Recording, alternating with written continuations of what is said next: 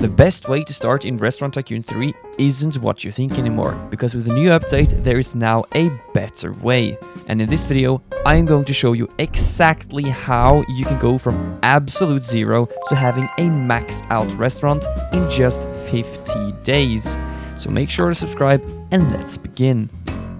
Alright, so the first thing that we're going to do is look at the available codes. At the recording of this video in October, there is a Halloween event and we therefore have a new code. And the new code we're talking about is Spook1. You can submit it and you will get 5 diamonds. Now I'm going to show you something really important. And if you look at the wiki page right here, I'm using rt3mirahis.org. They're showing you all the available codes. And as you can see right here, all of these other codes are invalid. And as you can also see, the only codes that are valid is Spook1 and Gullible100. Now, Gullible100 doesn't work, so that's just a scam. The only available code is Spook1. Now, I'm just going to tell you right now, because a lot of YouTubers are claiming different codes that doesn't exist. So the only codes that are available are the ones on this website. And to prove you that, if you go to the Restaurant Tycoon 3 official Discord, you can see that the developer is posting the codes in the updates tab once they get released.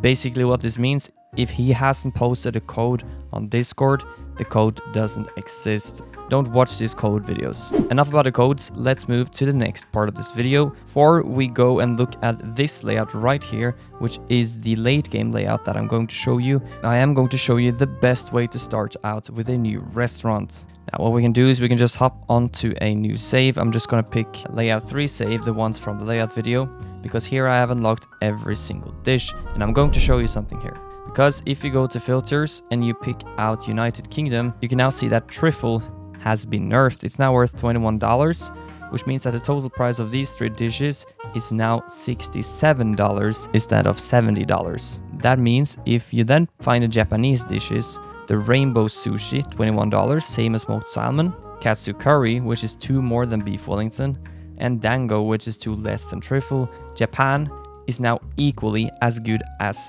the United Kingdom. But hold on one more second, because this is not the case either.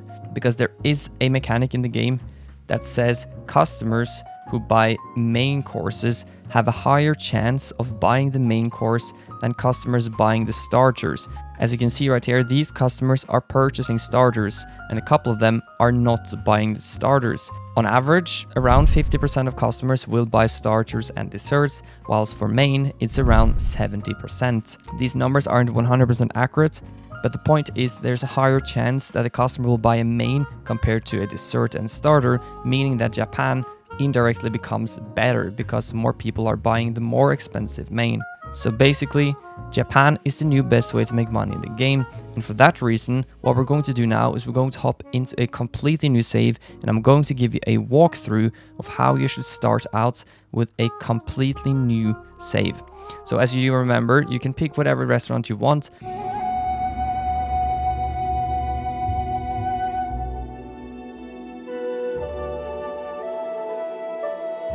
Picking the white box bistro because it is really large and you have a lot of space. And now instead of British food, we will now pick Japanese food. So this is the new restaurant we just made, a Japanese restaurant in the white box bistro. And the strategy you're going to do in the start is that you're going to have tables of 2. No more, no less. And let's just start by moving the kitchen closer to the middle so that we don't need to spend as much time walking around. Now what you're going to see in the start is that for Japan, you start with an $11 meal, which is very different to United Kingdom, where the meal is only $7.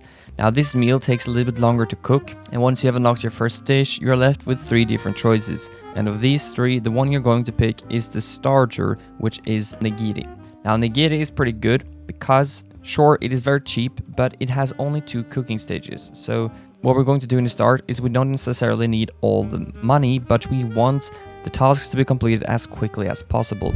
Now, a little trick that you can do if you get this buy 5 furniture items is that you can go to walls and you can just build 5 walls like this, and you will finish this task only spending $15. And now you're left with also a couple different choices again. This time it doesn't really matter what you pick, you can kind of just pick whatever, so I'm just going to pick this main and just save it in the storage. Now this task is a little bit different, it wants us to spend 50 cash on furniture. That's pretty simple, we can just build a chair and just store it in the storage again. Yet again, for this next one, it doesn't really matter what you pick, just pick whatever and save it in the storage and continue to do the tasks that you're presented with. The next task we have right now is seed 5 customer groups, which is a really good one to have a lot of tables. So that's why you should have tables with fewer seats and rather just build tables of 2, because it makes tasks like these a lot quicker to do. So what we can do is we can actually build another table and we can take our 1 chair in front of the table, so then we just get a table of 1. Now eventually you're going to unlock this udon noodle soup, and this one is really good. This one you should pick instead of nigiri, because this one has 2 cooking stages and is also worth $12. And eventually you're also going to unlock the dango, which is a really good dessert. You're not going to add it to the menu, you're just going to let it stay because it's not that valuable. We want to focus on unlocking dishes first. Now eventually you're going to unlock the yakitori, and this one is even better than a noodle soup, so you're going to remove the noodle soup and only keep the nakitori on the menu. The nakitori also only has 2 cooking stages, just like the noodle soup, meaning that you will both earn a lot of money and is really quick to make. That is what makes Japan so much better than UK now, is because you have so many good mains that only requires 2 cooking stages to make. And the best part about it is that yakitori needs chopping and frying, which means that you're going to level up your skills as well. Boiling won't level up any skill, so this is just amazing. Now eventually you're going to unlock the katsu curry. And the katsu curry is the best main in the entire game, so this one you could just save in storage for now, because we want to unlock rainbow sushi as quickly as possible.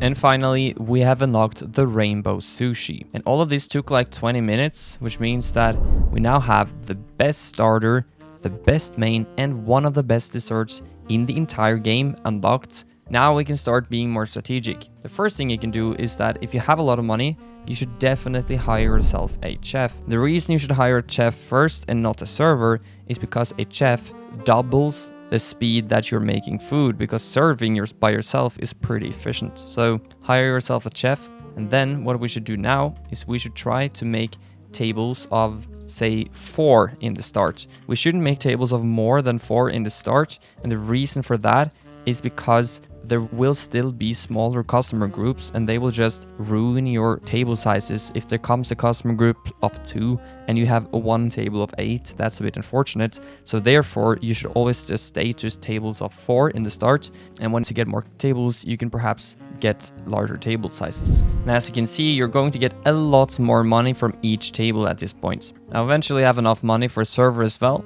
so just hire the server, and then basically at this point you will just continue to rinse and repeat whatever you have already been doing, and then that's about it. So yes, this is basically the new strategy in the start. Go for Japan instead of United Kingdom.